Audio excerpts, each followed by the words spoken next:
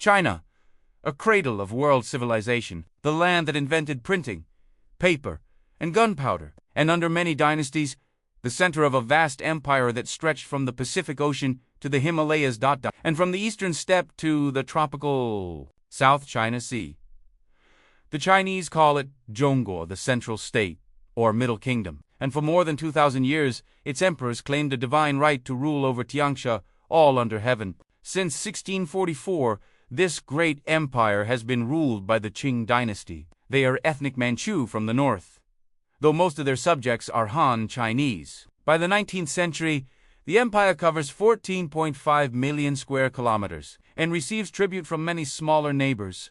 Around 450 million people live within these borders, 1/3 of the world's population. It is also estimated that China holds 1/3 of the world's wealth. The imperial capital, Peking, and major centers such as Nanking and Canton are among the greatest cities in the world. It is a multi-ethnic empire whose stated aim is not economic or political expansion, but the keeping of harmony, a way of thinking that comes from Confucius, the wise teacher from the 6th century BC.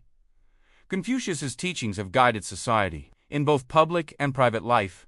For 2,000 years, basic values, such as respect for parents and ancestors, loyalty, and kindness, are meant to create an orderly and peaceful society. It is also a society that is very traditional and resistant to change. Young men from wealthy families spend years studying the Confucian classics in preparation for the imperial civil service exam. This is the only path to the highest levels of the Qing government, but ruled by scholar officials and an emperor who is both respected and feared.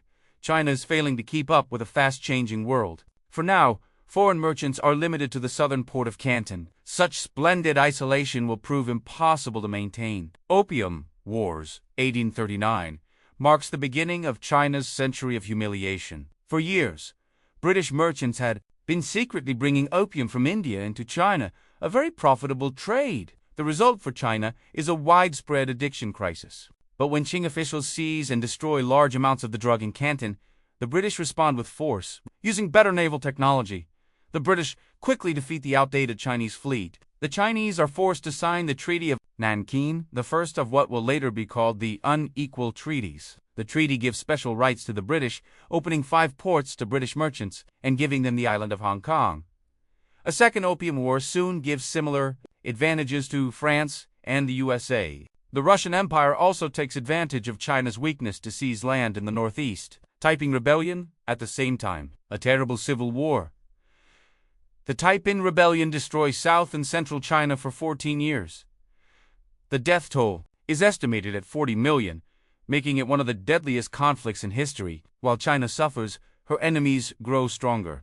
In 1895, a newly modernized Japan, long seen as weaker than China, easily defeats the Qing Navy and gains territory of its own. Western nations mock China as the sick man of Asia, a giant brought down by the imperialism of foreign powers, better suited to the modern world. But by the start of the 20th century, there is a growing feeling of anger among the Chinese people and a determination to fight back. In 1899, a movement appears in northern China, calling itself Boxer Rebellion, the Society of Righteous and Harmonious Fists. Its members become better known as the Boxers. They are angry about the weakness of the Qing dynasty, the spread of Christianity, and China's repeated humiliations. Their goal: to drive all foreigners out of China and end the unfair concessions made to them. The Boxers began by attacking Western-built railways, Christian missionaries, and Chinese converts. In June 1900, thousands of Boxers enter Peking and surround the area in the city where foreigners live. They use the slogan, "Support the Qing, destroy foreigners." Empress Dowager Cixi, the ruling Empress Dowager Cixi. The Boxers are a problem, but also a chance. Cixi decides to support the Boxers with the power of the Qing state and declares war on the foreign powers. It is a terrible mistake. In response, a 20,000-strong Allied expeditionary force, made up of troops from 8 different nations, marches on Peking.